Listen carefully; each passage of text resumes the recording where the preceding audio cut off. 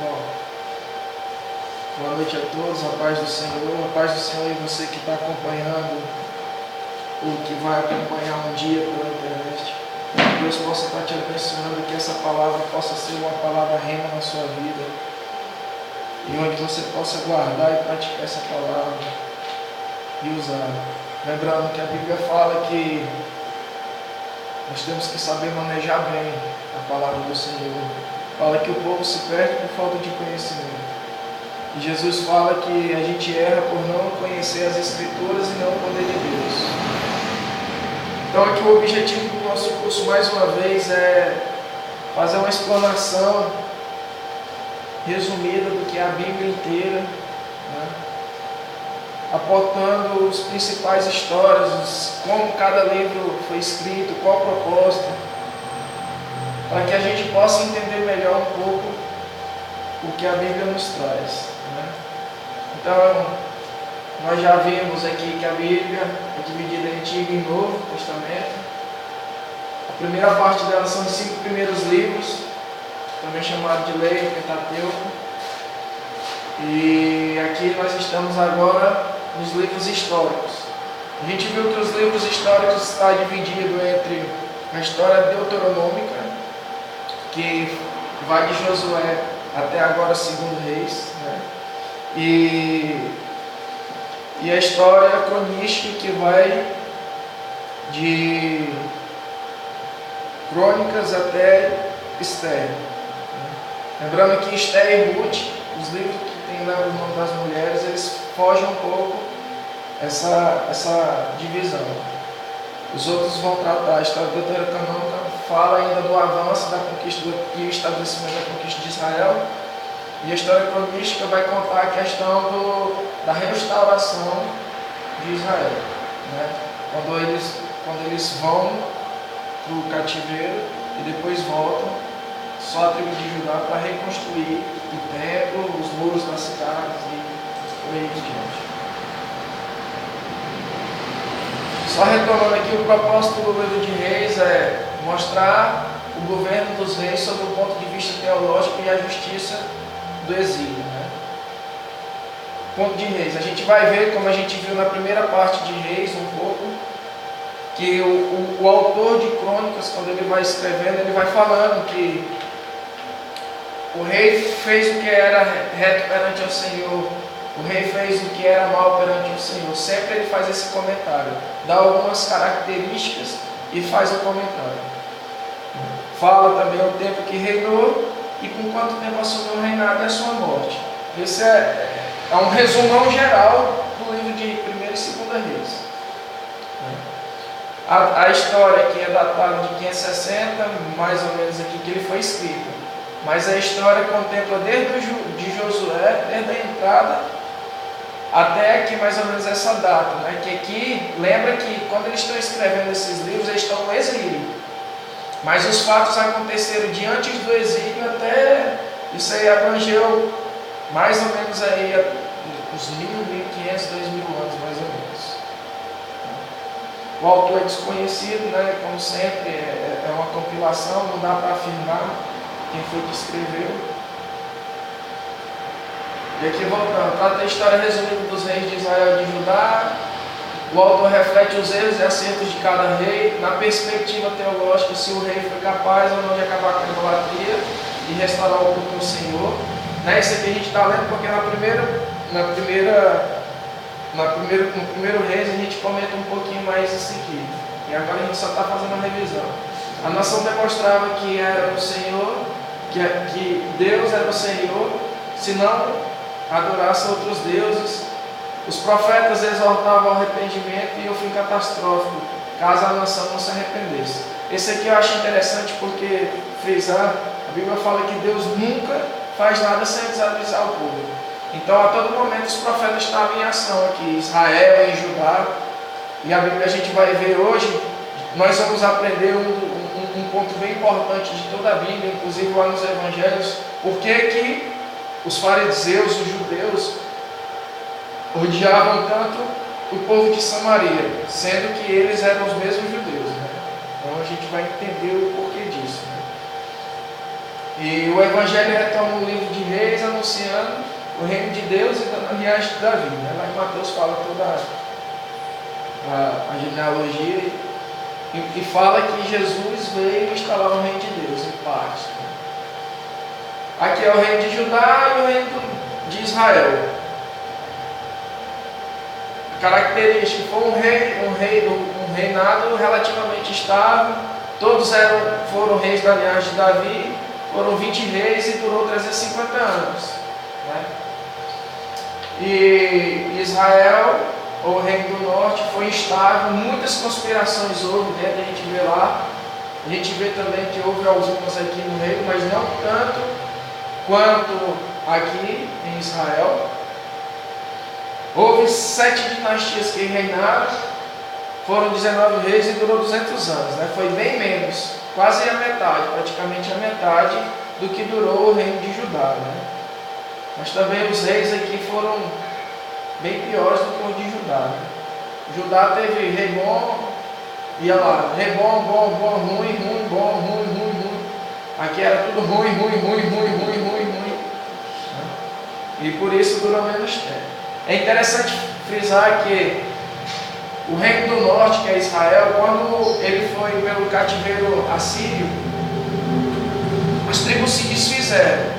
Uns ficaram lá e não quiseram retornar, outros voltaram, mas aí eles se misturaram com as outras nações. Né? O rei sírio mandava gente de outras nações lá para Israel, para Samaria. E aí com isso havia um sincretismo religioso dentro desse contexto, que é o qual, por isso, os judeus odeiam tanto, na época de Jesus, os judeus odeiam tanto os samaritanos. Né? Sendo que interessante que eles fizeram as mesmas coisas. Né? Talvez um pouco, se é que eu posso falar assim, talvez um pouco pior, porque lá que estava o templo, era lá onde as coisas santas de Deus se manifestavam, era lá que era o culto verdadeiro. Né? Eles foram lá, encheram de ídolo, venderam. Só um pouquinho, por que odeia tanto que você falou ali? Por favor. Os samaritanos, reino do norte, eu fiquei devendo isso aqui. Israel é o roxinho aqui, reino do norte. Judá é esse verdinho aqui, certo? Ou o reino do sul. Dan tinha um bezerro de ouro colocado lá com Jeroboão. E em Betel também tinha outro. Lembrando, ele colocou isso porque ficou com medo da unidade religiosa se transformar em unidade política. Ou seja, por ser a mesma religião dos dois lugares, o pessoal daqui, os hebreus daqui, os israelenses daqui, viessem para cá para adorar. Lembra que Deus instalou um único lugar de adoração, que era o templo. Então o pessoal saía daqui para cá. Lembra quando a mulher samaritana, mais uma vez os samaritanos, pega e fala assim: onde é que é para adorar? É aqui, é lá em Samaria, em Betel? Aí Jesus fala: vai chegar a hora, e já chegou, que os verdadeiros adoradores vão adorar em espírito e em verdade, né? E em qualquer lugar. E o templo ficava aqui em Jerusalém.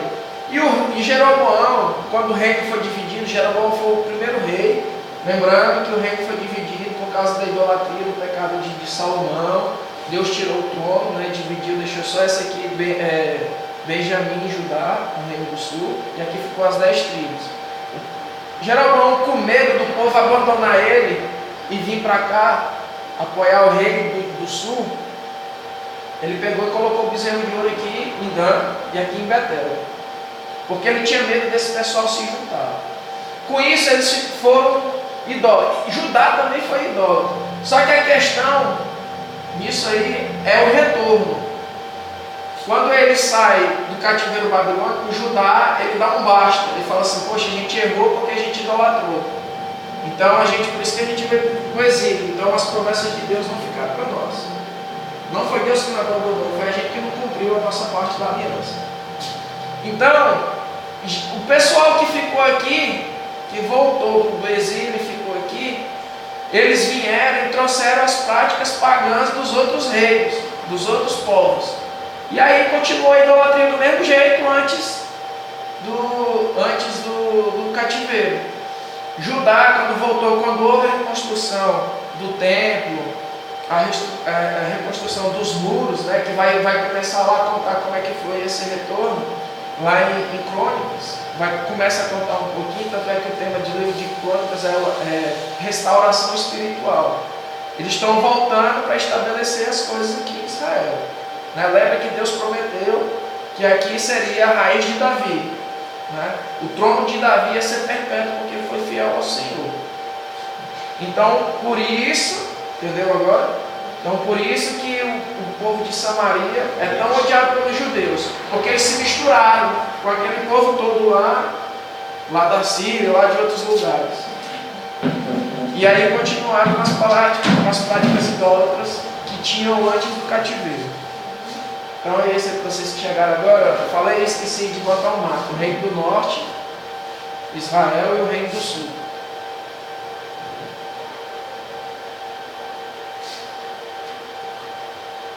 Aí a gente já comentou isso. Então aqui é o esboço, né? Primeira e segunda reis. O esboço geral, o esboço maior. Né? É o Reino Unido, né? Que vai contar ali até Salomão. Aí quando Salomão morre, o reino se divide, que é aí onde entra o bezerro de ouro, Jeroboão e todo o histórico do Reino do Norte. Aí é que começa a contar cada história dos reis. Foi mal, foi bem, foi mal, foi bem. E aqui no 18, aqui no 17 conta a queda de Israel, do Reino do Norte, quando ele é invadido, né, quando é levado o povo para o cativeiro assírio. E aí continua ainda. Lembra que Judá ficou 350 anos, durou 150 anos a mais do que aqui. Foi só 200 anos de reino.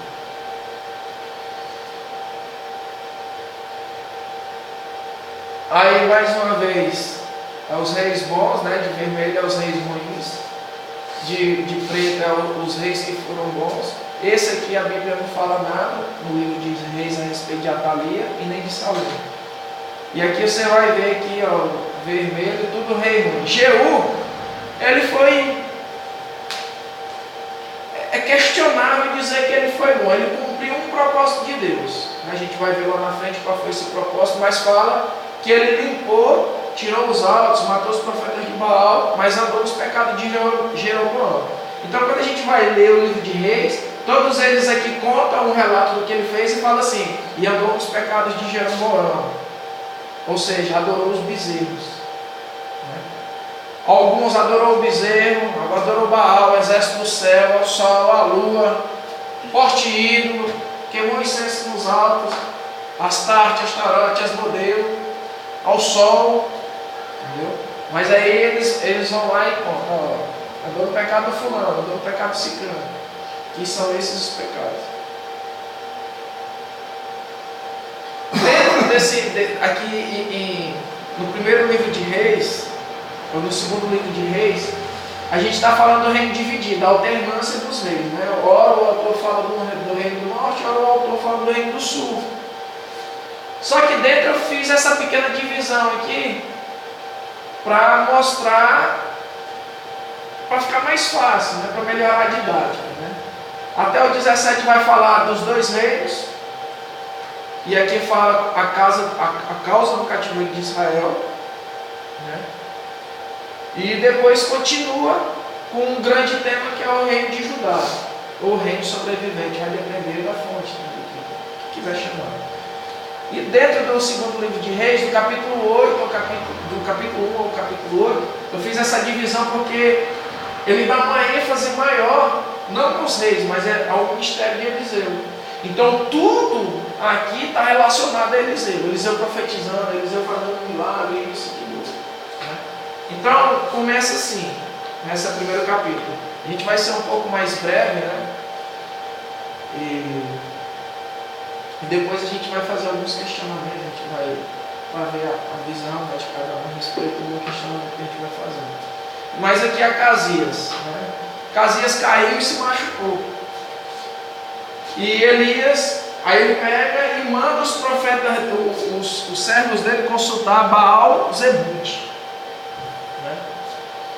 E aí os servos, para ver se ele vai sobreviver, os servos dele vão lá. Então no meio do caminho Deus revela lá para Elias: Elias, vai lá e fala que ele vai morrer. Aí eles vão lá, interceptam lá ele lá, e ele fala e sobe. Elias vai para o monte e fica lá. Aí o soldado dele pega e fala o recado, a profecia que Elias tinha dado para Acasias. Aí Acasias pega e fica zangado lá e manda buscar ele. Aí manda os capitães, né? Manda o primeiro capitão, aí fala assim, homem de Deus, não sei o quê. Aí Elias pega e fala assim, se eu sou homem de Deus, vai descer fogo, vai te consumir. Vai lá e desce o fogo. Aí mandou o segundo, a mesma coisa, mandou o terceiro. O terceiro, o cara se humilhou, falou assim, tenha minha vida por preciosa, vamos comigo. Aí Deus pega e fala assim, ó, segue ele, vai falar lá com Acasias. Aí ele vai. Aí quando chega lá ele fala, ó, tu vai morrer assim, assim, assim. Aí pega a palavra de Deus, se cumpre. O primeiro capítulo acaba aí. O segundo capítulo vai contar a história de... eu quero só fazer uma ressalva aqui. É interessante como o nível de perversão religiosa que Israel chegou.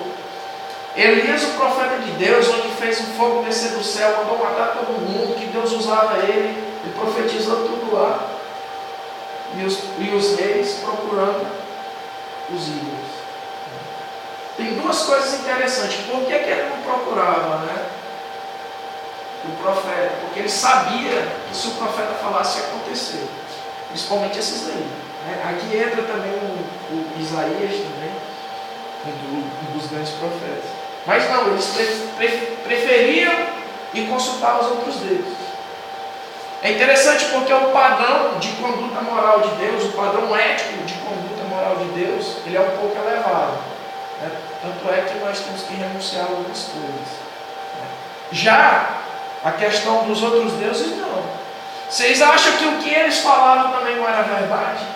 Lembra que aqui até os profetas de Deus, quando profetizavam contra os reis, ele mandava matar, prender, bater.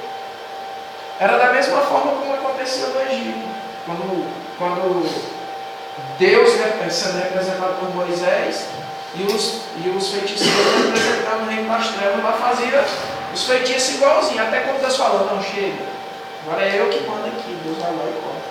Do mesmo jeito como deve ter acontecido com Elias. Você acha que o demônio lá na forma de Baal ia fazer descer fogo do céu se Deus permitisse? Entendeu? Então assim, a gente tem que ter em mente que, embora sejam falsos profetas, a Bíblia fala que o diabo tem poder. Tem poder até para se transformar em anjo de luz e enganar o povo. Então isso aqui devia acontecer. A Bíblia não traz isso certinho, mas isso aqui, pelos relatos de Deus, a gente deduz isso. Porque se fosse um profeta e não realizasse o que ele fazia, o rei ia lá e mandava matar.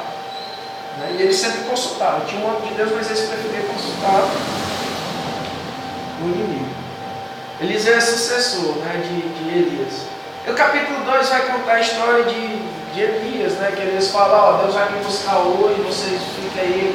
Eliseu vai lá e vai com ele e pede. Elias fala para ele, pede alguma coisa. Aí Eliseu fala assim, ó, me dá a porção dobrada do teu espírito. Aí Elias fala para ele, rapaz, dura coisa pedir. Se Deus te conceder, minha capa vai cair. Aí Deus, né, ele pega o levado, né, no cavalo de fogo, numa carroça de fogo ao céu, em forma de um redemoinho. E aí a capa dele cai e ele tem. O primeiro logo milagre que ele faz é ele bota a capa de Elias e toca o Rio Jordão se abre. Aí aquela maldição que foi feita lá por Josué, que ele falava, maldito aquele que edificar a pedra, a porta, o filho mais novo vai cair, o que fizer os alicerces, o mais velho vai morrer.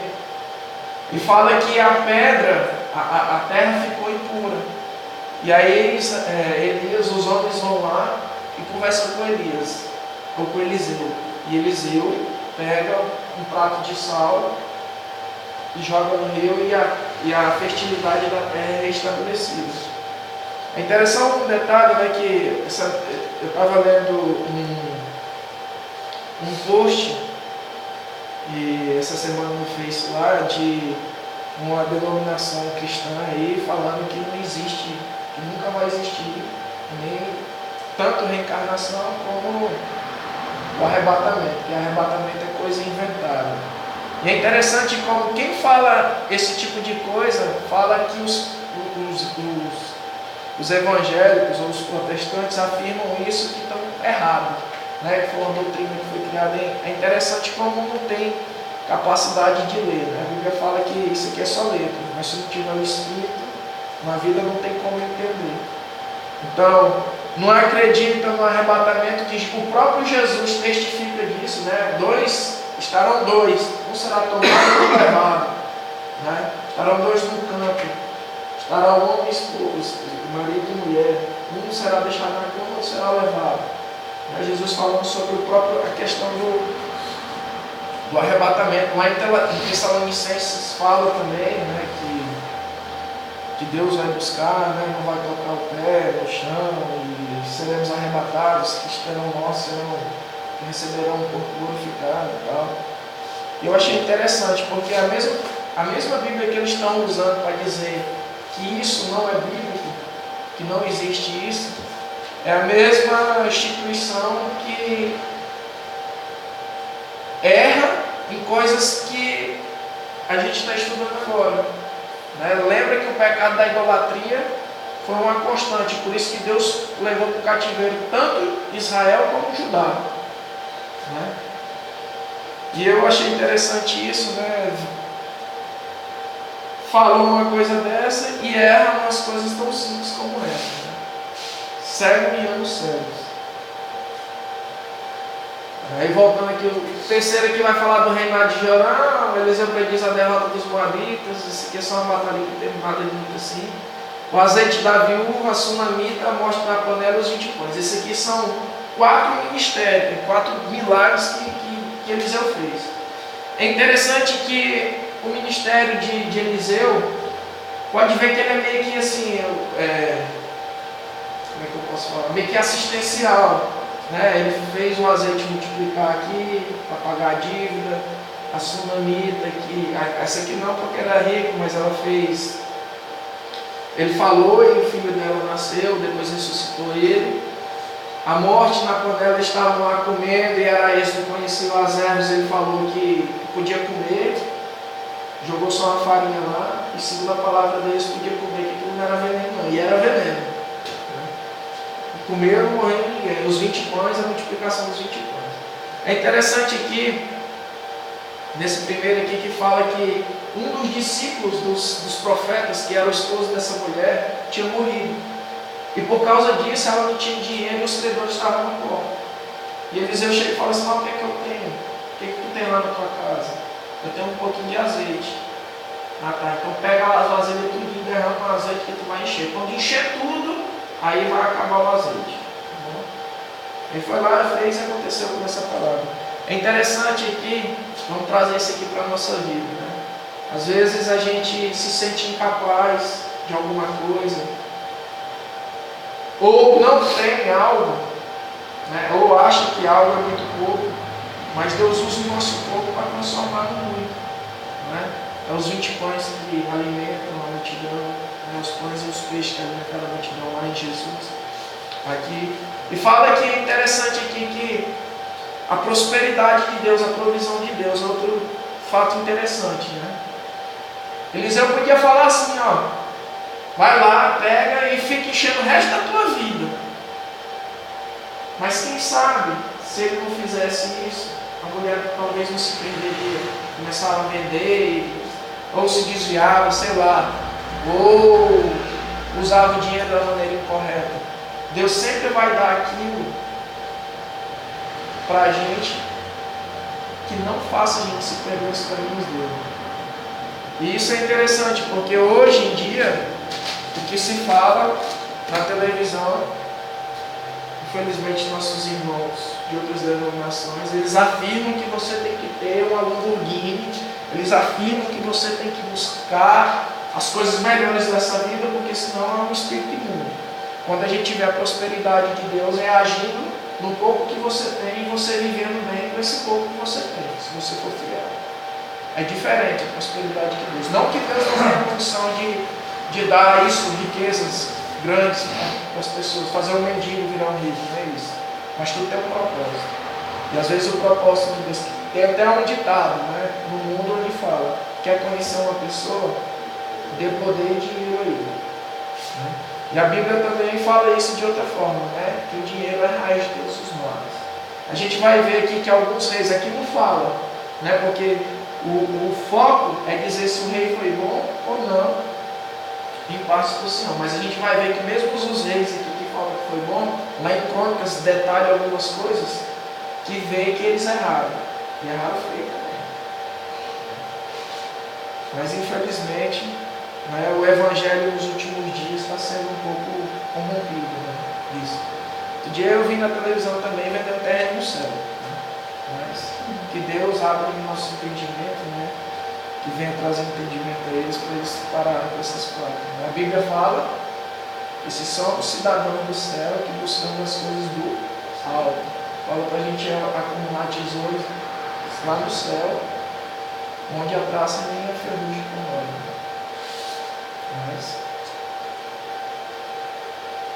Mas isso também serve de, ao mesmo tempo que serve de tristeza, serve de alegria para a gente, porque isso é um sinal da volta de Jesus. Né?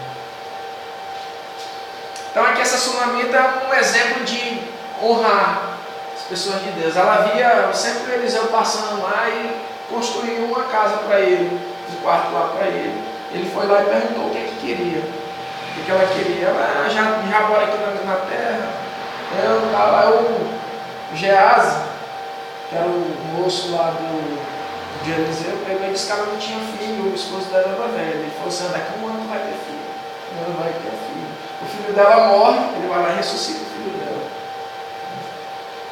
Morte na qual ela já falei isso aqui. É interessante porque o ministério de Elias e o ministério de Eliseu é um pouco diferente. Eliseu fala outras coisas também, mas o enfoque dele aqui é a provisão. Parece que é a provisão, né?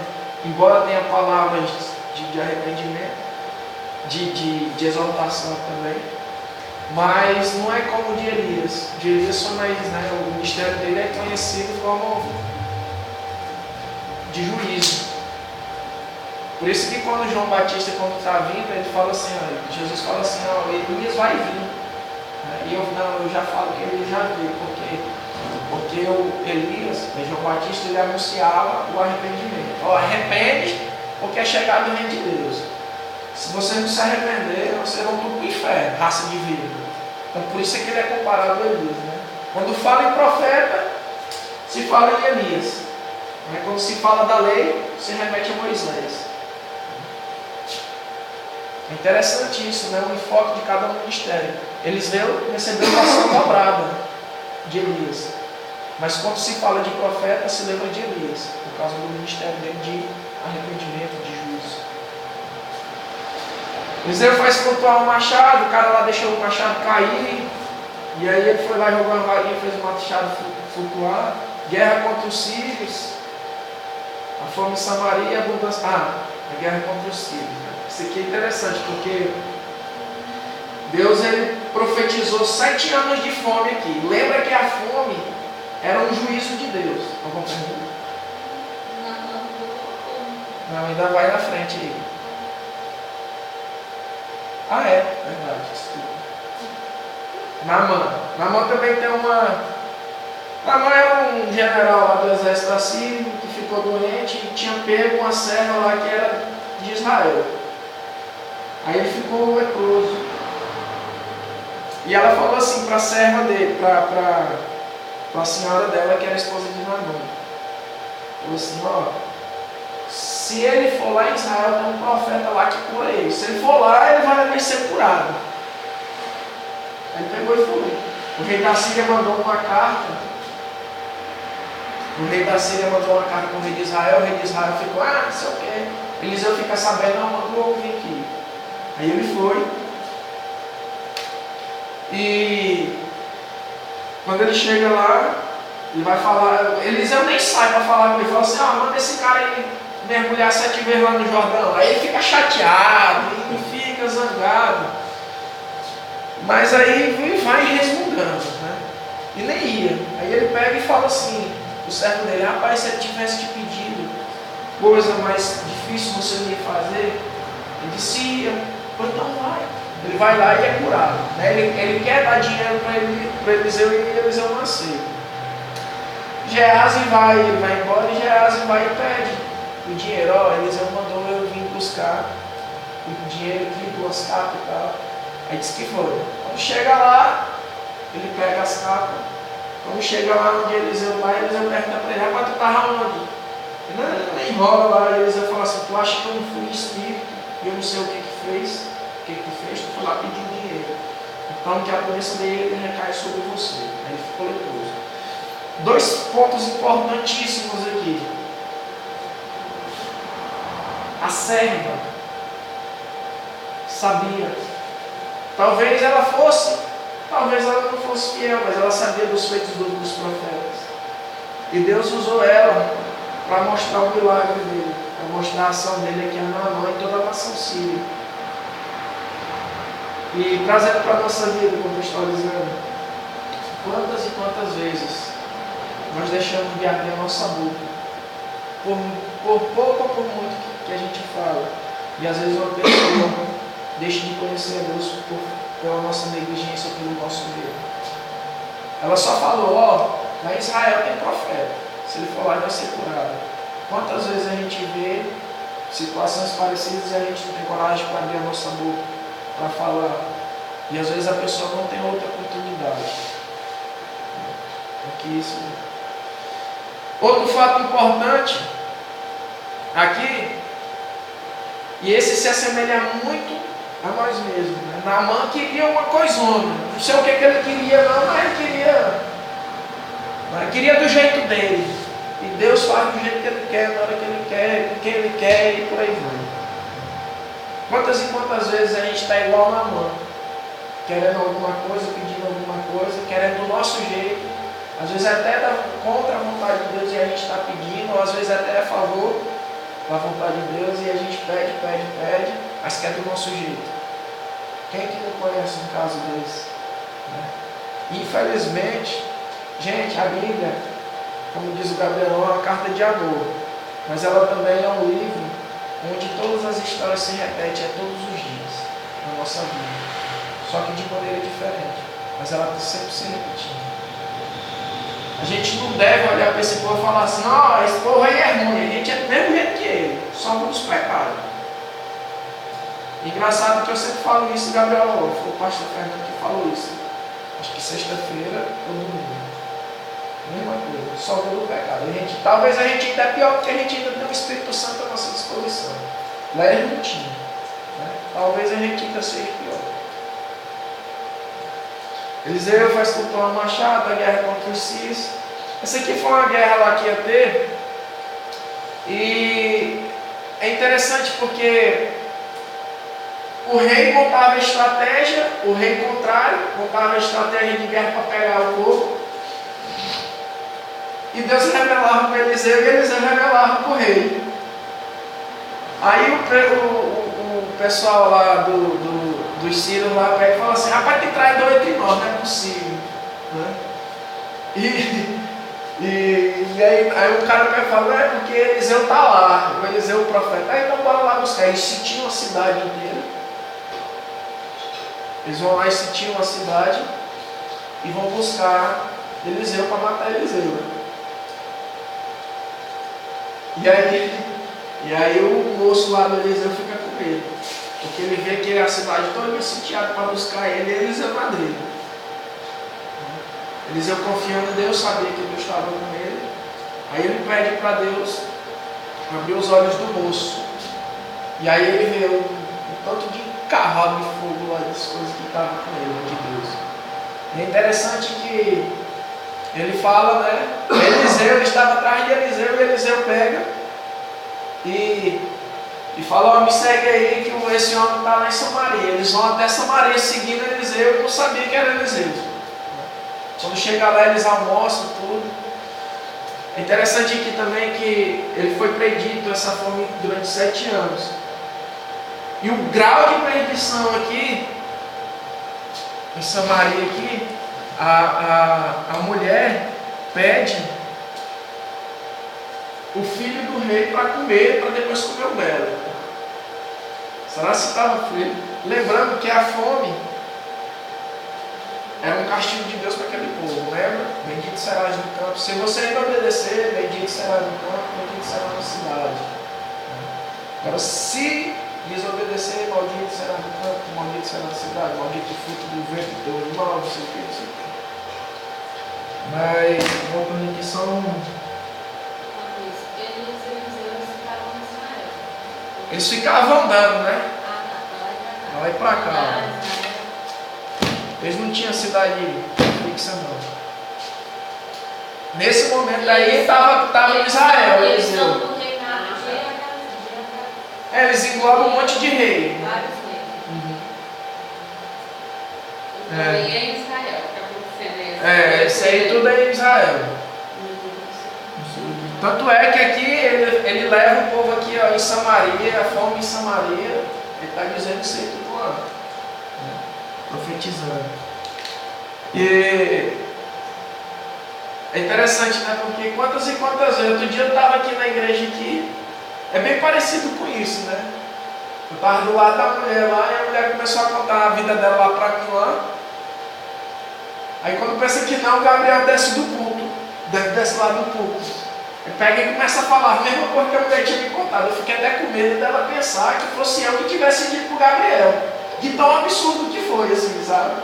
E aqui eu fico vendo aqui, na hora que eu estava lendo isso, eu lembrei desse dia. Eu estava ali. Às vezes a revelação de Deus é tão grande, assim, tão extraordinária, que eu fico com medo do povo achar que o povo está contando, está combinando, né? E quando está sitiado lá, quando os sírios sitiam lá para buscar Eliseu para matar ele lá, para acabar, porque estava revelando as estratégias de guerra lá, Eliseu confiante em Deus, sabia que Deus era com ele. Nesse atormento, né? E a gente vê que a gente é muito falho, né? A nossa fé é muito pequena, porque às vezes situação muito menor do que essa a gente se apavora, né? E a gente vê o tanto que a nossa fé é pequena nesses momentos. Não precisa ter um exército do nosso lado, né? Precisa só a gente ter Deus do nosso lado, que a gente vence qualquer coisa, qualquer dificuldade. Aí aqui, depois disso tudo, dessa confusão todinha aqui, Eliseu pega e prediz que vai ter, o povo lá chega lá, o povo quer matar Eliseu, o rei de Israel quer matar Eliseu, e aí ele pega e prediz que vai ter abundância. E o capitão lá pega e diz que não acredita, né?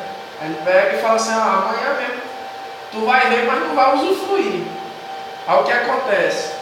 No capítulo 7 aqui tinha os leprosos, lembra que os leprosos ficavam fora da cidade, eles não podiam ter contato não. E eles pegaram e falaram assim, vamos lá na cidade lá dos sírios lá para nós pegar alguma coisa, nós vamos morrer mesmo. Vamos morrer, ou nós morremos de fome, ou nós morremos lá, sei lá, talvez apedrejado, alguma coisa assim. Então ele soube, no meio do caminho a Bíblia fala que Deus, lembra que Deus já fez agir de todo jeito, mandou dar volta em Jericó, destruiu, caiu a muralha, mandou Davi não ir para a guerra e dar volta lá pelas amoreiras, o toque do chofar o povo correu. E dessa vez aqui Deus usa os leprosos, né? Quando os leprosos estão indo, Deus faz um milagre lá para o povo lá, sírio lá, achar que é um exército. Eles acham que é um exército imenso, eles ficam com tanto medo que deixa tudo, abandona tudo e vão embora. Os leprosos vão lá e começam a ver. Aí ele vai e fala assim, rapaz, bora avisar lá, porque se o rei sabe disso aqui, e a gente não for avisar, ele vai mandar matar nós. Aí quando os leprosos vão lá falar com eles, aí eles acham que, não, manda lá, talvez haja uma estratégia militar aí para vencer a gente. Aí eles vão, mandam os soldados na frente, veem que as armas estão tudo jogadas no chão, não acham ninguém, aí eles trazem. O capitão aqui, o soldado aqui, o chefe lá do exército lá aqui, falou que não acreditava que não ia acontecer. Quando o povo recebe a notícia, sai todo mundo correndo e passa por cima dele e mata ele, né? Então a palavra do profeta se cumpriu aqui. Ele ia ver, mas não usufruiu. E restaurar os bens da Sunamita. Outro caso interessante aqui envolvendo a revelação, né? E a gente vê isso aqui sempre. Pelo menos eu, assim, quando estou sentado com o pessoal, a gente fica contando as histórias, né? Igual no dia lá do churrasco lá, sentou lá e começou a contar as histórias, né? O que Deus ainda faz hoje no nosso meio, mais ou menos desse estilo aí. Né? E o rei, como é que é o nome do rei? O rei filisteu quer saber Isso aqui é o período de fome, a sunamita foi para outro país lá, porque eles não, vai para outro país aí. Aí o rei pega e fica perguntando para o Geazi, não, me conta as histórias aí do Eliseu aí, o que foi que ele fez? Ele tem que contar a história do machado, da mulher lá que ressuscitou da sunamita, dos cavalos lá. Não, mas fala aqui que ele contou. Ele estava contando aqui, ó. O rei falava a Geazi, moço do homem de Deus, dizendo, conta-me, peço, de todas as grandes obras que Eliseu tem feito. Aí Geazi estava contando justamente da mulher aqui, dessa aqui que Eliseu tinha ressuscitado o filho dela. Aí ela pegou e chegou na hora. Não, foi restituir os bens dela tudinho. Então assim, igual quando nós estamos juntos, né? Começa a contar, rapaz, olha a história lá de Sebastião, que o cara estava lá no hospital, já estava para morrer lá. Deus usou o Sebastião para pegar e falar assim, olha, ele vai segunda-feira tomar café comigo lá em casa. Aí o médico pega e fala assim, rapaz, se esse homem sair daqui vivo segunda-feira, eu rasgo meu diploma. Aí o pastor Sebastião pegou e falou assim, e se ele não tiver segunda-feira lá em casa, eu tomo a Bíblia todinha. Aí ele foi para casa e aconteceu do jeito que ele tinha falado. Né? Aí só nessa história de Casa no Céu, no dia que ele veio pregar, eu perguntei para ele, né? E aí, o senhor voltou lá para falar com o médico lá, ele, não, irmão, não voltei ainda não. Voltei não. Digo, eu tenho que voltar lá para o diploma dele. Ele, não, irmão, não dá tempo não, tem muito tempo para fazer, não sei o quê. Sebastião é um cara muito humilde, né? Você vê que Deus usa ele. Né? Ele falou para a esposa lá a Cristiane. Ele chamou o André, e o André nem vinha aqui na igreja, né? Nem frequentava ainda aqui a igreja. Ele chamou ela e falou assim, tu vai ter um filho, e vai ser menino. Só não sabe ainda o sexo, mas ela está grávida. Eu também um acidente que meu pai teve. Foi mesmo? Foi? Não, ele falou que os diabos tinham preparado uma sentença para meu pai nesse dia. Há uns 3 anos atrás, talvez. Não, uns 2 anos e meio atrás. Quando ele veio, eu acho que a primeira vez que ele veio, eu estava sentado lá no fundo, lá, de lá. Rapaz, eu disse, você tem dor na perna, tá? Ó, Deus não vai falar com você que eu te lembrou aquele dia lá, seu acidente, cara, como é que eu não tenho conta de te matar? Rapaz, meu nariz veio parar aqui, meus dentes quebrando a costela, braço. Como é que você vai saber? Eu fui assim, Fabiano, na hora eu senti a mesma dor que meu pai sente. Aí tu vê, né? Deus usa ainda hoje o povo para falar igual era daqui. E o povo nem sabe disso. Ou às vezes quer consultar outras coisas, né? E aqui se vai aqui pro segundo tópico, né? Lembra que aqui é o reino dividido, o tópico maior, e aqui para um entendimento, e para andar um pouco mais rápido, a gente separou isso aqui. Né? Então vamos continuar a idade. Aí entra Jeú, que é o rei de Israel. E Jeú nasceu foi ungido rei com um propósito, que era para matar a família de Acabe e de Jezabel. Porque a Acabe tinha feito o que fez, né? Botou o povo para errar, matou um monte de gente. A Jezabel mandou matar os profetas tudo de Deus. E Deus pegou e deu a sentença para ele. Tu vai matar o povo todo da Acabe, tu vai exterminar a casa de Acabe. E tu vai matar também Jezabel. Para quem acha que Deus é só amor, né? E quem não acredita na condenação do inferno, muita gente, né? Quantas e quantas pessoas a gente vai falar sobre o reino, sobre renúncia, sobre tentar sonhar, buscar a vontade de Deus. Não, Deus é bom, Deus é amor. Deus é amor, mas é justiça. Isso aqui já tinha acontecido um tempo. Ele mandou exterminar a casa inteira, né? Por causa disso. E Jeú nasceu com esse propósito. Eliseu manda o servo dele lá, o moço dele lá, ungir ele e fala, tu está sendo ungido para cumprir o propósito. Eliseu vai lá e mata. Nessa época, o rei de Judá era parente, Judá não. O rei aí era parente de Acabe. E ele foi lá e matou tanto daí como de Judá. E outro fato bem interessante da história dele é que ele eliminou os profetas de Baal e tudo que os profetas de Baal tinham feito em Israel. Ele cortou, ele foi lá e falou assim, vamos fazer uma reunião, eu quero os profetas tudo indo postido no templo, e eu quero reunido aqui na minha presença, e eu quero os profetas tudo de Baal aqui. Aí o povo foi, e eles foram tudo lá. Quando chegou lá, ele mandou o exército todo matar ele. Aí fez um ímpar, né?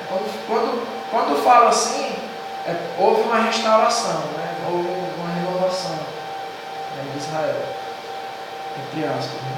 Só que a Bíblia fala aqui, eu vou ler aqui porque eu achei bem interessante. Ele cumpriu o propósito de Deus, ele tirou a idolatria, ajudou a remover a idolatria de Israel, só que ele continuou no caminho de Jeroboão. Né? Mas fala que foi um rei bom, porque ele cumpriu o propósito que Deus tinha feito para ele. E o próprio Deus está falando aqui, ó. Assim Jeú exterminou de Israel Baal. É o 28, 10, 28. Porém não se apartou Jeú de seguir os pecados de Jeroboão, ou seja, ele adorou os bezerros lá. Jeroboão, filho de Nabat, que fez pecar Israel e os bezerros de ouro, que estavam em Betel e Dan. Pelo que disse o Senhor a Jeú, porquanto bem executaste. Deus falando para ele. Porquanto, pelo que disse Deus, é o 30, a Jeú, porque bem executaste o que é reto perante mim, e fizeste a casa de Acabe segundo tudo quanto era do meu propósito. Teus filhos, Deus ainda faz uma promessa para ele, né? Teus filhos até a 4ª geração se assentarão no trono de Israel. Mas Jeú não teve o cuidado de andar em todo o seu coração na lei do Senhor, Deus de Israel, nem se apartou dos caminhos de Jeroboão. A Bíblia fala que ele foi um rei bom, porque ele tirou esse monte de idolatria de Israel, mas ele continua errado. É interessante, né? Às vezes a gente vê essas situações, né?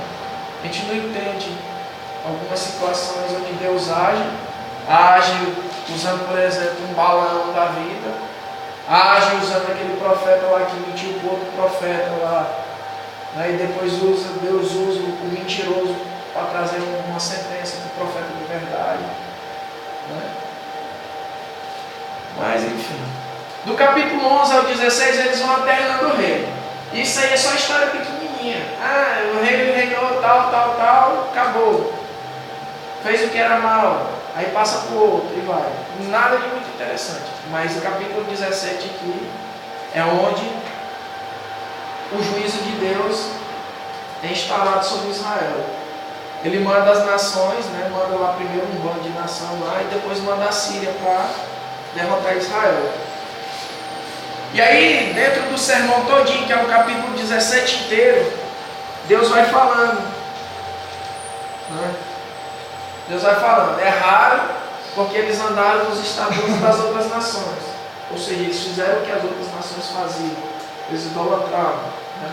Edificaram altos, postes, esses postes aqui é o tal do poste ídolo, que é a tal da Aserá, as colunas eram de Baal, imagens, aí imagens de tudo quanto era jeito. Nós estamos falando de Israel, mas Judá também fez isso aí. E Judá ainda talvez tenha sido pior, porque era dentro do templo, dentro do lugar escolhido, onde Deus agia tremendamente e tal. Fizeram aliança contra os povos. Quando o rei estava se sentindo ameaçado, ele ia lá e fazia aliança com o rei do Egito, ou com o rei Sírio. Isso era uma confusão. Uma hora estava do lado do outro, outra hora estava do lado do outro. Daí Deus falou para eles, você não faz aliança com esse povo não, eles vão fazer você pecar. Teve um desses reis aqui, deixa eu ver aqui se eu lembro aqui, se eu acho aqui rapidinho. O Acais. Ele pediu socorro para os assírios.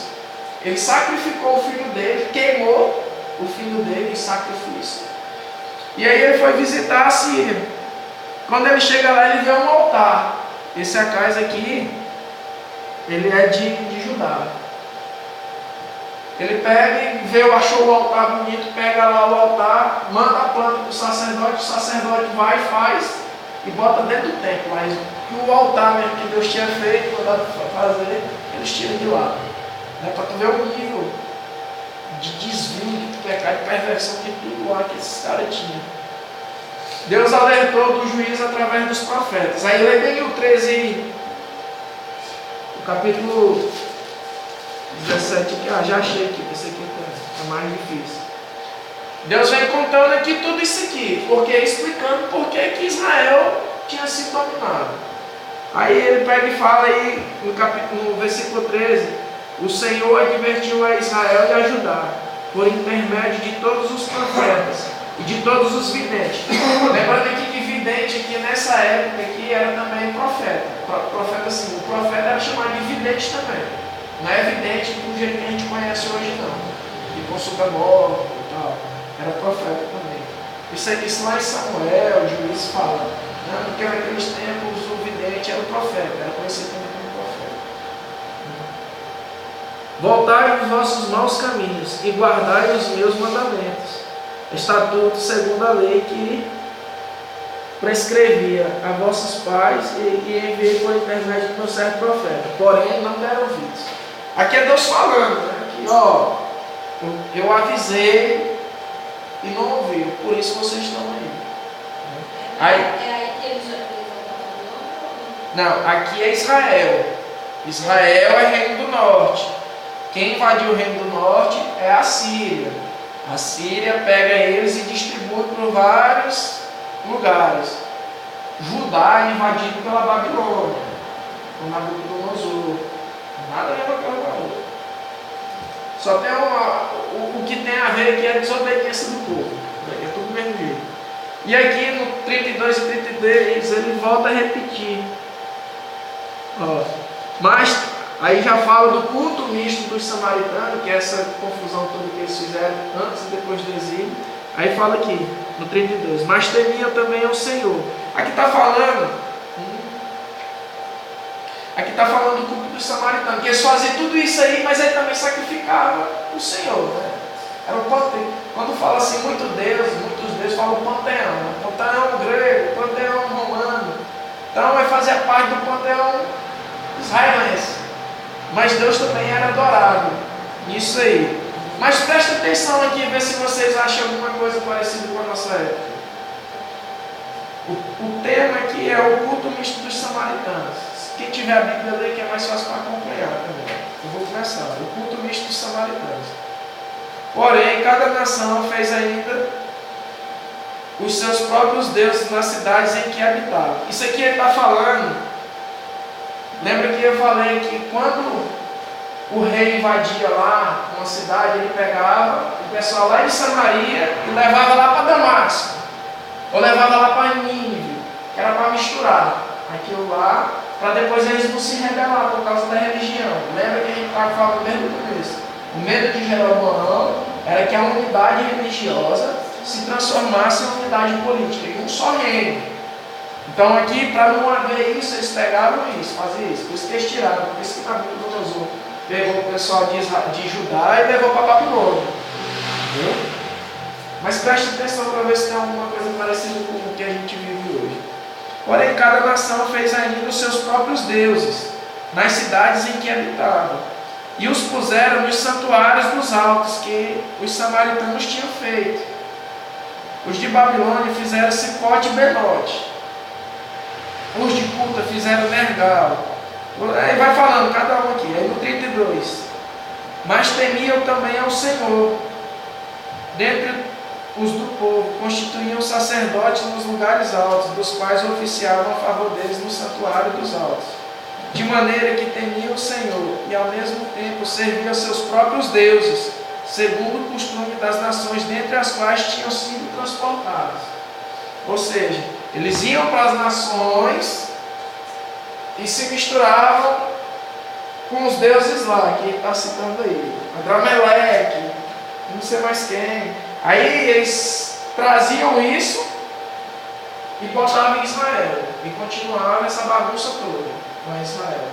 Aí já não é só mais Baal. Aí entra Adrameleque, Baal-Zebute, Nergal, Amate, Azima, isso tudo são deuses. Mas eles cultuavam Deus, nosso Senhor. Né? Então faziam os deuses segundo a sua vontade, mas também cultuavam o Senhor. Isso ainda hoje acontece na nossa vida. Tanto nesse nível como em outro nível. Pessoal, vamos ressaltar aqui que idolatria, um conceito mais amplo, não é fez uma imagem e adorou, não.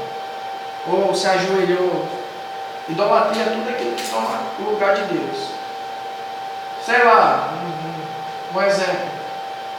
Eu gosto de futebol. Se futebol me impedir de buscar a Deus e tomar o lugar de Deus, o futebol é minha idolatria. Se a minha família for mais importante do que Deus e impedir eu de buscar a Deus, por causa disso, a minha família é minha idolatria. Né? E a idolatria é muito ampla. É muito fácil a gente julgar aquilo que a gente vê, as outras pessoas. Talvez nós somos idólatras e não estamos sabendo. Então, que fique isso de alerta também para a gente. Né? De vez em quando a gente tem que dar uma parada, fazer uma reflexão e ver se a gente não está idolatrando. Aquele livro que o Gabriel colocou lá, rapaz. Esse é o como é que é o nome dele mesmo? É o falso, os perversos, como é que é os O falso impostor. O falso impostor que vive dentro de nós. Aquilo é a realidade, né? Às vezes a gente nem Fala sabe. da gente mesmo. É a gente mesmo. Fala da gente mesmo. Mas aqui, né? Idolatria hoje no meio dos crentes tem idolatria. Né? Tem feitiçaria, tem superstição, né? No meio dos protestantes. Isso é o que a gente mais vê na televisão, principalmente na televisão. Pessoas idolatrando cantores, pregadores, fulano de tal, eu não sei quem é, vamos lá. Vai correndo atrás do cara. Né? Rapaz, quando Deus quer falar contigo, se ele não usar argumento, ele usa pedra. Né? A Bíblia fala, né? Se você não clamar as pedras, clamarão. Não é preciso estar andando atrás de ninguém, não. Porque Deus, quando quer falar com ele, fala. Ele não precisa de intermediário, não. É por isso que você é sacerdote, real, povo eleito, nação santa. Você não precisa de ninguém. O seu intercessor é o Espírito Santo, é Jesus, né? É o nosso Consolador. Então esse negócio de Deus, eu vou atrás de fulano porque o fulano vai me trazer a palavra de Deus. Rapaz, se tu é igreja, se tu entende que tu é igreja, se tu entende que tu é sacerdote, não precisa disso. Porque Deus ele fala na hora certa, com quem tiver, da maneira que a gente espera. Isso aqui ele está lá no Museu Britânico, chama o Obelisco Negro de Salmanassé, que é um dos reis assírios que invadiram. Eles atribuem isso aqui a uma dessas imagens aqui, eu não sei se é essa, a Jeú pagando imposto. Eles acham que é Jeú, aquele rei que Deus ungiu ele para matar o povo lá de Jezabel e de Acabe. Então isso aqui é um monumento histórico que retrata essa época, que está lá no Museu Britânico.